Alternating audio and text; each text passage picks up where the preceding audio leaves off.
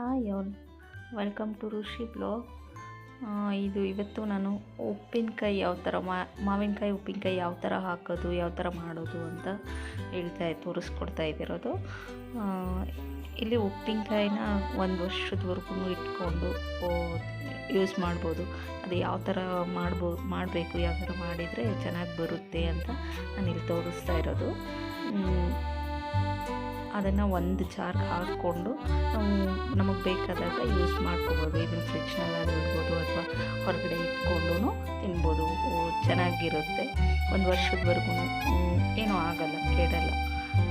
ಇಲ್ಲಿ ನಾನು ಚೆನ್ನಾಗಿ ತೊಳ್ಕೊಂಡು 1 kg ರಾ ಮಾವಿನಕಾಯಿ ತೊಗೊಂಡಿದ್ದೀನಿ.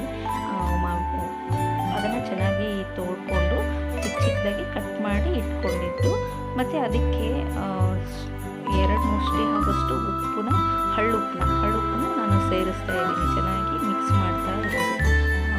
ಅದು ಅಂದರೆ ಕೂಡ್ಕೊಳ್ಳುತ್ತೆ. ಸಣ್ಣ ಉಪ್ಪಾದರೆ ಚೆನ್ನಾಗಿ ಬರೋಲ್ಲ, ಹಳ್ಳುಪ್ಪಾದರೆ ತಾನೇ ದಿನ ಕಳೆದಂಗೆ ಚೆನ್ನಾಗಿ ಕೂಡ್ಕೊಳ್ಳುತ್ತೆ. ಮತ್ತು ಇಲ್ಲಿ ನಾನು ಒಂದು ಹಣ್ಣು ಸಿಕ್ಕಿದ್ದೀನಿ, ಅದಕ್ಕೆ 1 ಟೇಬಲ್ ಸ್ಪೂನ್ ಮೆಂತ್ಯ ಹಾಕಿದ್ದೀನಿ.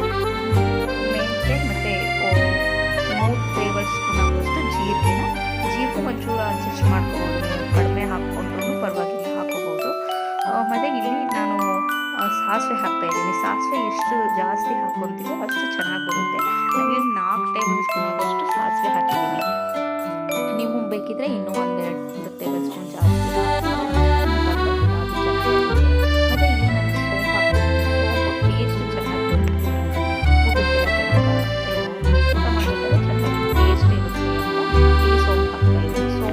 ಅದನ್ನು ಜಾಸ್ತಿ ಬಿಸಿ ಮಾಡಬಾರ್ದು, ಬರೀ ಲೈಟಾಗಿ ಒಂಚೂರು ಬೆಚ್ಚಗಾಗುವಷ್ಟು ಮಾತ್ರ. ಅದು ಕಪ್ಪು ಬಣ್ಣ ಬರೋ ಥರ ಎಲ್ಲ ಹುರ್ಕೋಬಾರ್ದು, ಒಂಚೂರು ಲೈಟಾಗಿ ಅಷ್ಟೇ ಹುರ್ಕೋಬೇಕು. ಮತ್ತು ನಾನು ಅದನ್ನೆಲ್ಲ ಹುರ್ಕೊಂಡು ಇಟ್ಟು ಅದನ್ನು ಮಿಕ್ಸಿ ಮಾಡಿ ಇಟ್ಕೊಂಡಿದ್ದೀನಿ. ಇಲ್ಲಿ ನಾನು ಇನ್ನೊಂದು ಪಾತ್ರೆಗೆ ಯಾವುದ್ರಲ್ಲಿ ಉಪ್ಪಿನಕಾಯಿ ಹಾಕ್ತಾ ಇದ್ದೀವೋ ಆ ಪಾತ್ರೆಗೆ ದಪ್ಪ ಇರೋ ಪಾತ್ರೆ ತೊಗೋಬೇಕು. ಯಾಕಂದರೆ ತಳ ಹಿಡಿದ್ಬಿಡುತ್ತೆ. ಅದನ್ನು ತೊಗೊಳ್ಬೋದು. ಅದಕ್ಕೆ ನಾನು 50 ml ಆಗುವಷ್ಟು ಎಣ್ಣೆ ಹಾಕಿದ್ದೀನಿ. ನಾನು ಶೇಂಗಾ ಎಣ್ಣೆ ಅದಕ್ಕೆ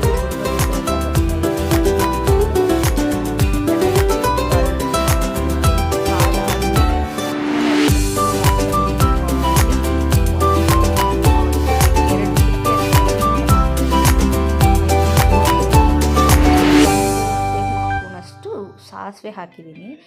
ಸಾಸಿವೆ ಚಟಪಟ ಅಂತ ಸಿಡಿದು ಆದಮೇಲೆ ಚೆನ್ನಾಗಿ ಎಣ್ಣೆ ಕಾದಾದಮೇಲೆ ನಾನಿಲ್ಲಿ 3 ಟೇಬಲ್ ಸ್ಪೂನ್ ಆಗೋಷ್ಟು ಅಚ್ಚ ಖಾರದ ಪುಡಿ ತೊಗೊಂಡಿದ್ದೀನಿ. ಅಚ್ಚ ಖಾರದ ಪುಡಿ ಕೆಂಪಗಿರೋದು ನಾನು ತೊಗೊಂಡಿರೋದು.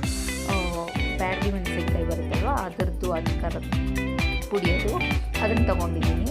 ಮತ್ತು ಆಗಲೇ ಹುರ್ಕೊಂಡಿದ್ವಲ್ಲ ಅದನ್ನು ಮಿಕ್ಸಿ ಮಾಡಿ ಇಟ್ಟಿದ್ವಲ್ಲ ಅದನ್ನು ಆ ಪೌಡರ್ನ ಇಲ್ಲಿ ಹಾಕಿ ಚೆನ್ನಾಗಿ ಬೇಯಿಸ್ಕೊಳ್ತಾ ಇದ್ದೀನಿ. ಇದಕ್ಕೆ 1 ಟೇಬಲ್ ಸ್ಪೂನ್ ಆಗೋಷ್ಟು ಅರಿಶಿನ ಹಾಕ್ತಾಯಿದ್ದೀನಿ. ಅರಿಶಿನ ಹಾಕಿದರೆ ಚೆನ್ನಾಗಿ ಕಲರ್ ಬರುತ್ತೆ ಅಂತ ಅರಿಶಿನ ಹಾಕ್ತಾಯಿದ್ದೀನಿ. ಅದಾದಮೇಲೆ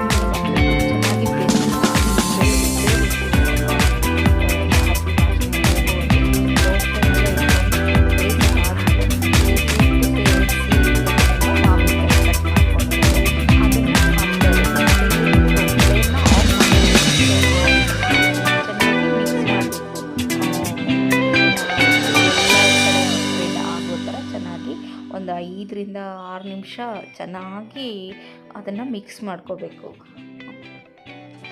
ಯಾವುದೇ ಥರ ಉಳಿದೇ ಇರೋ ಥರ ಎಲ್ಲನೂ ಚೆನ್ನಾಗಿ ಮಿಕ್ಸ್ ಮಾಡಿಕೊಂಡು, ಇಲ್ಲ ಮತ್ತೆ ರೆಡಿ ಮಾಡ್ತಾ ಇರೋದು ನಾನು ವೀಡಿಯೋ ಮಾಡ್ತಾಯಿದ್ದೀನಿ. ಅವರೇ ಎಲ್ಲನೂ ಮಾಡಿಕೊಂಡು ಪಾಪ ನನಗೆ ಪ್ರಿಪೇರ್ ಮಾಡಿಕೊಡ್ತಾ ಇದ್ದಾರೆ, ಈ ಥರ ಮಾಡಬೇಕು ಅಂತ ಹೇಳ್ತಾ ಇದ್ದಾರೆ.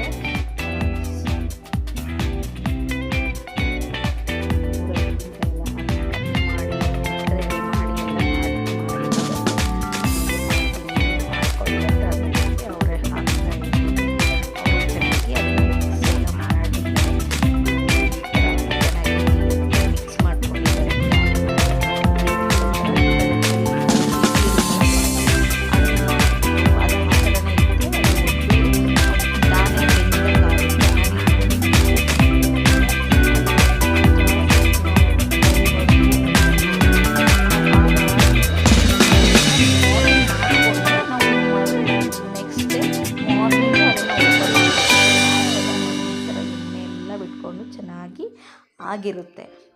ಗೊತ್ತಾಗುತ್ತೆ ನಿಮಗೆ ಕಲರ್, ನಿನ್ನೆ ಕಲರ್ಗೂ ಇವತ್ತಿನ ಕಲರ್ಗೂ ನೋಡಿ ಎಷ್ಟು ಡಿಫ್ರೆನ್ಸ್ ಆಗಿದೆ. ಅದು ದಿನ ಕಳೆದಂಗೆಲ್ಲ ಚೆನ್ನಾಗಿ ಮೆತ್ತಗಾಗುತ್ತೆ, ಕಡಿಯುತ್ತಲ್ಲ ಉಪ್ಪೆಲ್ಲ ಕೂಡಿದಾಗಲೇ ಚೆನ್ನಾಗುತ್ತೆ. ನನ್ನ ಹತ್ರ ಒಂದು ಕಾಜಿಂದು ಜಾರ್ ಇತ್ತು, ಅದನ್ನು ಹಾಕ್ಕೊಂಡು ಇಟ್ಕೊತಾ ಇರೋದು. ಅದರಿಂದ ಅದಕ್ಕೆ ಸರ್ವ್ ಮಾಡ್ಕೊತಾ ಇದ್ದೀನಿ. ಅಂದರೆ ಫ್ರಿಜ್ನಲ್ಲಾದರೂ ಅಥವಾ ಹೊರಗಡೆ ಎಲ್ಲಾದ್ರೂ ಇಟ್ಕೊಂಡು ನಾವು ಬಿಸಿ ಅನ್ನೋ ಜೊತೆ ತುಪ್ಪ ಹಾಕ್ಕೊಂಡು ಜಸ್ಟ್ ಬರೀ ಒಂದು ಉಪ್ಪಿನಕಾಯಿನ ಹಾಕ್ಕೊಂಡು ತಿಂದ್ರೂ ಚೆನ್ನಾಗಿರುತ್ತೆ. ಇವತ್ತಿನ ವಿಡಿಯೋ ನಿಮಗೆ ಇಷ್ಟ ಆಗಿದರೆ ಪ್ಲೀಸ್ ಶೇರ್ ಆ್ಯಂಡ್ ಸಬ್ಸ್ಕ್ರೈಬ್ ಮಾಡಿ. Thank you all.